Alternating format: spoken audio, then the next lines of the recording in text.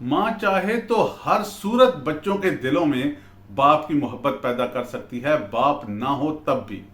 कहते हैं कि एक खातून का शौहर फौत हो गया, उसके बच्चों को बुरी तरह एहसास हुआ। वो पूछते हमारी ज़रूरतें कौन पूरी करेगा, हम किस से पैसे लिया करेंगे।